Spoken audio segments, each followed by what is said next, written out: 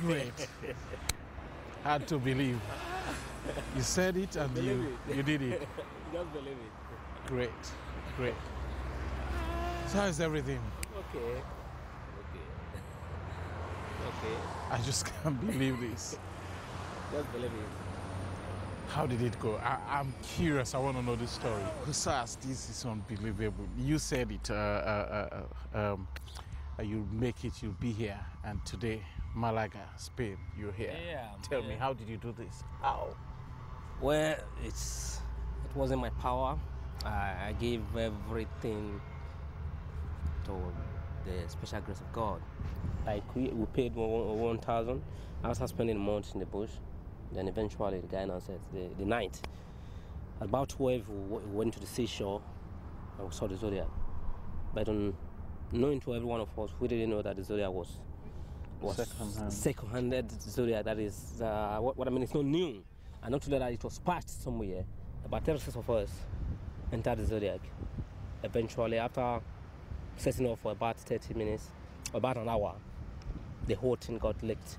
The engine stopped because the whole thing was now filled up. The zodiac was filled up, and even to this place, every one of us was shouting, praying, doing all sort of things just to attract, maybe if there's any rescue around, if there's anything around that can save us, because we were all confused, really confused.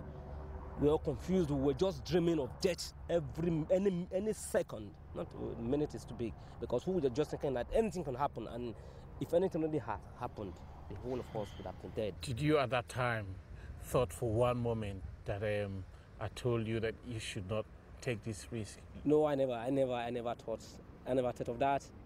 The fact was that I was scared that it's possible I'm going to die, but I never had any regret for taking the journey. I haven't had any regret because my mission is to get into Europe. We were just there from at about 1 o'clock, like I told you, paddling with our hand, paddling until at about 7:30 in the morning. A fishing boat now saw us and came to rescue us. That was how we were able to get to Tarifa. We were taken to the police station, for eventually we were allowed to go. They told us we now have liberty. All 34 of you? Yeah. Strange. I thought you came in illegally. They were supposed to deport you again. Oh, no. They said I came in illegally, but I don't see it that way. That's what they said. I don't think I see it that way, because I just believe the whole world is for us all. But I will not dispute anything you say now, because I will hope of getting my papers. Yeah, that is it. Great. Yeah, I'm sure everything will be okay. I'm really happy for you, my friend. Thank you. Thank you. And I'm happy too. Really happy for you. Osei was not in imminent danger of being sent back, as his country, Nigeria, has no deportation agreement with Spain. He had been given temporary leave to stay, and he was hoping to be given a permit to work.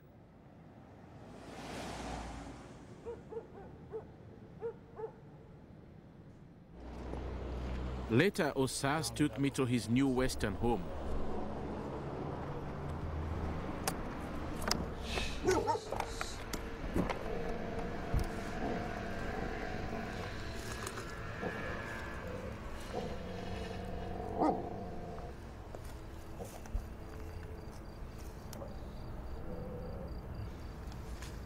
You sleep out here in the open? Yeah. It's just as worse as it was in fact worse than the Toyota, the bush. I don't think so. Here it's outside. There was the bush. You can compare both. This is the first world that you risked your life for. Is it worth it? Yeah. Do you not think that it's really, really worth it? I think so. I really think it's worth it, because I believe with what I've seen so far, people, it's not the first time people are passing through this phase. It's always the first phase that you pass through when you get into Europe. But eventually, with time, maybe 2-3 months, 6 months, as the case may be, things start falling into place. And eventually, if you know what you're doing, you achieve your dreams. Osas, in Nigeria, I mean, you had a proper house. You were not sleeping in the street.